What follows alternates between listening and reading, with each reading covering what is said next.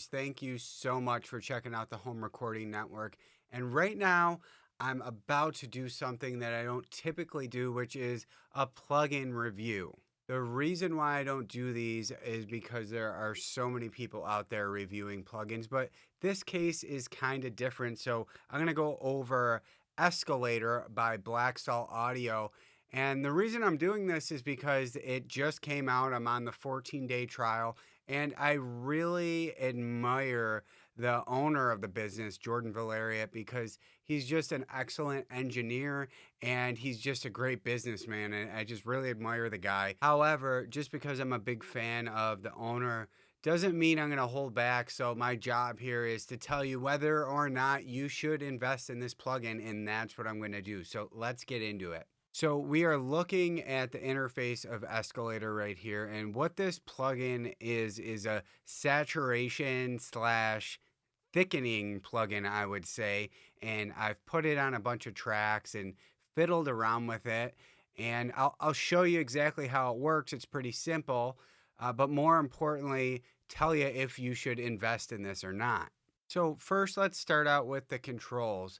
So we have the main knob here, which adds saturation to the signal, and we have an output knob here. So when we start to turn this main knob up and induce the saturation and the thickness, it's obviously going to add a little bit of volume to the signal. So we can just go to the output and bring this down a little bit if we choose. Now, Black Salt Audio says this sounds great on everything from drums to vocals, basically, but I'm just going to show it in a few areas. They also claim that the punchiness of the signal is going to remain intact, so if we use this on a snare drum, it's not going to lose any punch or anything like that. So I have this on the snare bus, and let's play around with it a little bit. I'll really drive this sucker so you can hear what it's doing.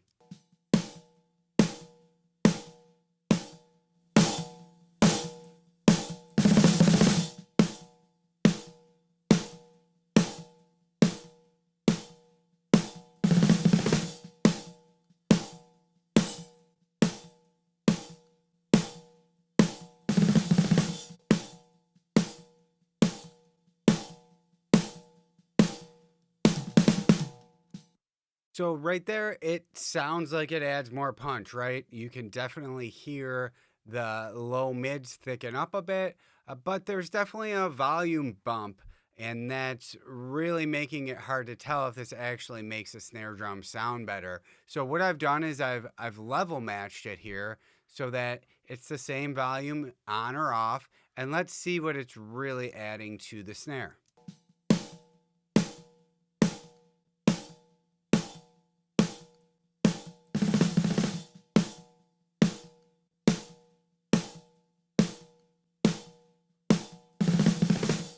And maybe we should just solo the drum bus here so we can hear this in the mix with the drums to see if it's actually adding anything pleasing.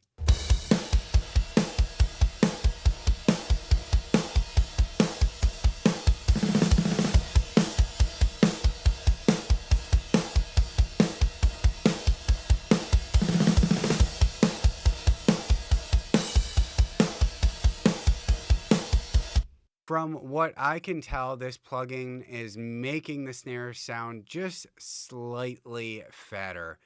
I mean, I don't think this is a miracle plugin that you're going to just throw on your snare drum and have an amazing sounding snare drum, but it's definitely giving a nice bump in the low mids, and that's great in certain situations. However, the snare doesn't really need it in this situation.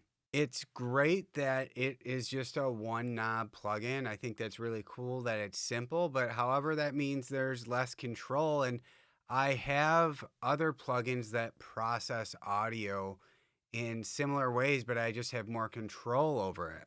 So just as an example, I'm just going to bring up the Devil Lock, which is another great saturation slash distortion plugin that can sound great on a snare drum. And I'm just going to A/B these a little bit so you can see how both of these plugins are saturating and maybe thickening up the snare, adding more punch.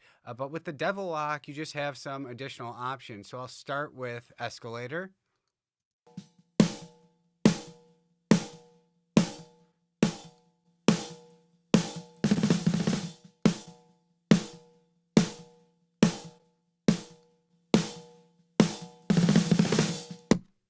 You could say that both of these plugins are adding punch to the signal and enhancing the sound of the snare drum. It definitely sounds like Escalator's bumping the low mids a lot more. But again, with the Devil Lock, we have this darkness knob. We have the crush and the crunch knob. So there's just way more options with this plugin than there is Escalator. And I know I'm not supposed to be comparing the two plugins, but I'm just saying that I already have a lot of plugins that kind of mimic what Escalator can do.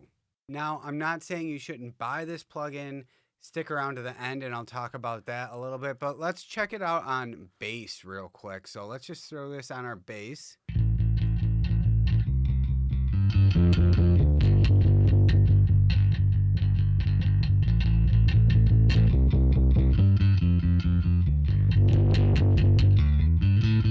Yeah, so you can go from very subtle to just absolutely destroying the signal. Let's hear it with the drums a little bit.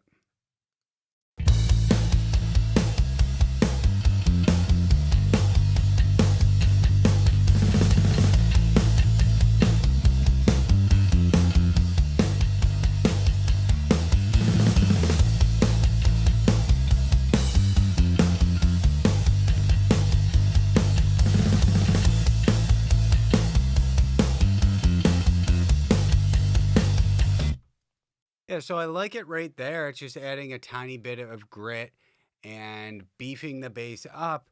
But again, my bass didn't really need this plugin on it. I liked it where it was. And again, I have a lot of different plugins for saturating bass guitar like Decapitator.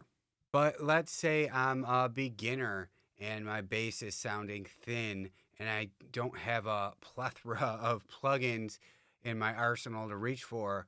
It is super simple to just pull this up and dial the knob up a little bit. And I do think it's sounding great. So it definitely has its purposes for certain engineers. Okay, now let's reach for the guitar bus. So let's throw this on all the guitars and we'll just play the chorus here.